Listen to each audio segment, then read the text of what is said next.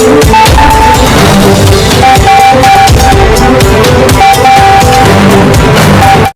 TV news में स्वागत है आप सभी दर्शकों का। मैं आपके साथ मोहम्मद यूसुफ। ವಖಫ್ ಕಾಯ್ದೆ ತಿದ್ದುಪಡಿ ಮಸೂದೆ ಮಂಡನೆ ಆಗುವುದು ಮಾಡುತ್ತಿರುವುದು ಐತಿಹಾಸಿಕ ನಿಲುವುದು. ಈ ಒಂದು ಐತಿಹಾಸಿಕ ನಿಲುವಿಗೆ ಕಾರಣೀಭೂತರಾದಂಥ ವಿಜಯಪುರ ನಗರದ ಜನಪ್ರಿಯ ಶಾಸಕರಾದ ಬಸವಣ್ಣ ಪಾಟೀಲ್ ಯತ್ನಾಳ್ ಅವರಿಗೆ ಮೊದಲನೇದಾಗಿ ಕೃತಜ್ಞತೆ ಮತ್ತು ಧನ್ಯವಾದ ಹೇಳಬೇಕು. ಯಾವಾಗ ಬಸವನಗೌಡರು ಈ ನಮ್ಮ ಬಡವರ ಪರವಾಗಿ, ದೀನ ದಲಿತರ ಪರವಾಗಿ ಸಾಮಾಜಿಕ ಕಳಕಳಿ ಹೋರಾಟ ಮಾಡಿದ್ದಾರೆ, ಅವಾಗ ಎಲ್ಲ ಬಿಜಾಪುರ ಹಿಡ್ಕೊಂಡು ಬೆಂಗಳೂರಿಗೆ ದಿಲ್ಲಿವರೆಗೆ ಇದು ಸುದ್ದಿ ಆಗ್ತದೆ. ಯಾಕೆ ಸುದ್ದಿ ಆಗ್ತದೆ? ಸ್ವಾರ್ಥ ರಾಜಕಾರಣ ಎಂದು ಮಾಡಲಿ ಅವರು. ಅವು ಯಾವುದೇ ಹೋರಾಟ ಮಾಡಿದ್ರು ಪ್ರತಿಯೊಬ್ಬ ಕಟ್ಟ ಕಡೆಯ ಬಡವನಿಗೆ ಅದನ್ನು ಅನ್ಯಾಯದ ಸಹಿಸಲಿಕ್ಕೆ ಆಗಂಗಿಲ್ಲ. ಆದ ಕಾರಣ ಈ ಅನ್ಯಾಯದ ವಿರುದ್ಧ ನಾವು ಹೋರಾಟ ಮಾಡ್ತೇವೆ ಅಂತೇಳಿ ಇಲ್ಲಿ ಏನು ಕೂತ್ಕೊಳ್ತಿದಾರಲ್ಲ, ಇಲ್ಲಿ ಕುಳಿತಂಥ ಎಲ್ಲರೂ ಅವರ ಹೋರಾಟದಲ್ಲಿ ಭಾಗಿಯಾದವರೇ, ಅವ್ರ ಜೊತೆ ಇಡೀ ರಾತ್ರಿ ಅಹೋರಾತ್ರಿ ಅವ್ರ ಜೊತೆ ಇದ್ದವರೇ.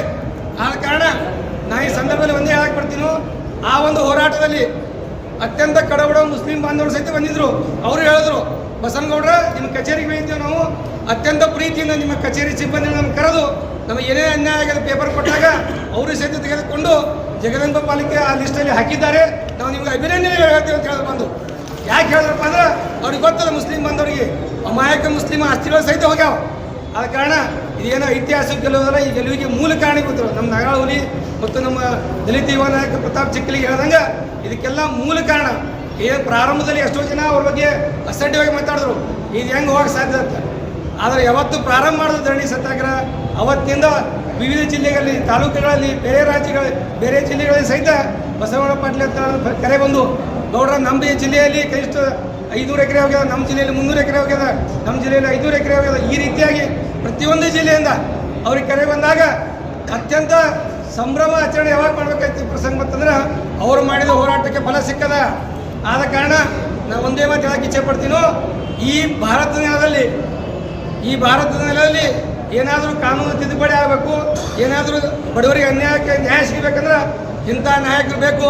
ಇವತ್ತೇನು ನೀವು ಉಚ್ಚಾಟನೆ ಮಾಡಿರಲ್ಲ, ಇದು ಬಿಜಾಪುರ ನಗರದ ನೆಲದಿಂದ ಪ್ರಾರಂಭ ಆಗಿಲ್ಲ, ಇದು ಇಡೀ ಪೂರ ರಾಜ್ಯದಲ್ಲಿ ಇದು ಬೆಂಕಿ ಇರ್ತದ.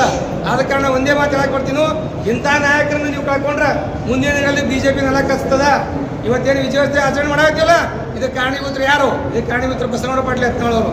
ಆದ ಕಾರಣ ನಾವೆಲ್ಲರೂ ಕೂಡಿ ಅವ್ರ ಜೊತೆ ನೀನು ಹೇಳಿದ್ನಲ್ಲ, ಏನು ಬಂದಿರಲ್ಲ, ಇವರೆಲ್ಲರೂ ಅವ್ರ ಜೊತೆನೇ ಇದ್ದೀವಿ, ಮುಂದೂ ಇರ್ತೀವಿ. ನಾವೇನು ಹೇಳ್ತೇವಪ್ಪ ಅಂದ್ರೆ ಯಾವಾಗ ಅನ್ಯಾಯ ಆಗ್ತದೆ. ಈಗ ನೋಡ್ರಿ, ಭಾರತ ವಿಕಾಸ ಸಂಘ ಅಂತ ಒಂದು ಕಾರ್ಯಕ್ರಮ ಮಾಡಿದ್ರು, 25 ಲಕ್ಷ ಜನ ಬಂದರು. ಯಾವ ರಾಜಕಾರಣಿ ಕರ್ನಾಟಕದಲ್ಲಿ ನಾವು ತೋರಿಸ್ಕೊಡ್ರಿ, ಒಂದು ಕಾರ್ಯಕ್ರಮ ಮಾಡಿದ್ರೆ 25 ಲಕ್ಷ ಜನ ಬರ್ತಾ ಇರೋದು ಅರ್ಥ ಅವರಲ್ಲಿ ಇರ್ತಕ್ಕಂಥ ಶಕ್ತಿ. ಗೋಶಾಲೆ ತೆಗೆದ್ರು, ಸಾವಿರಾರು ಗೋಮಾತೆಗಳನ್ನು ಜೋಪಾನ ಮಾಡಿದ್ರು. ಇವೆಲ್ಲ ಒಂದು ಸೂಕ್ಷ್ಮ ಚೆನ್ನಾಗಿ ಗಮನಿಸ್ತಾ ಇರ್ತದೆ.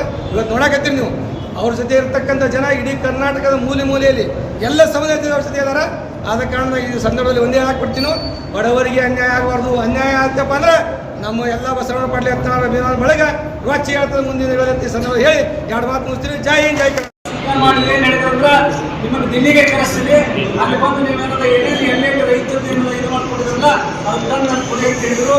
ಅವಾಗ ನಾವು ಮಾಡಿದಂಥ ಸಂಗ್ರಹ ಮಾಡಿದಂಥ ಕಾಪಿಗಳನ್ನು ಅದು ಎಲ್ಲ ತೆಗೆದುಕೊಂಡು ಹೋಗಿ ದಿಲ್ಲಿಯಲ್ಲಿ ಜಗದಾಂಬಿಕಾ ಪಾಲ್ ಅವರು ಕೊಟ್ಟಾಗ ಅವರು ಹರ್ಷ ವ್ಯಕ್ತಪಡಿಸಿದರು. ಇಂಥ ಕೆಲಸವನ್ನು ಯಾವೊಬ್ಬ ಭಾರತ ದೇಶದಲ್ಲಿ ಯಾವ ಮಂತ್ರಿನೂ ಕೂಡ ಮಾಡಿಲ್ಲ, ಯಾವ ಶಾಸಕರು ಮಾಡಿಲ್ಲ.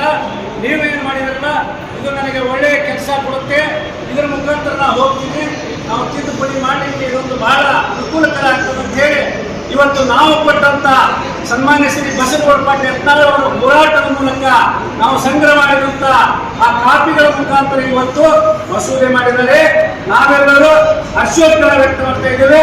ಆದ ಕಾರಣ ಬಿಜಾಪುರ ನಗರದಲ್ಲಿ ಪ್ರಪ್ರಥಮವಾಗಿ ಈ ಕ್ಯಾನ್ಸರ್ ಕಾಯಿಲೆ ಎಂಬ ಈ ವಕಫ್ ಕಾಯ್ದೆಗೆ ಹೋರಾಟ ಚಾಲುವಾಗಿತ್ತು. ಇಲ್ಲಿಂದಲೇ ಇವತ್ತು ವಿಜಯೋತ್ಸವವನ್ನು ಕೂಡ ಬಿಜಾಪುರದಲ್ಲಿ ಶುರುವಾಗಿದೆ.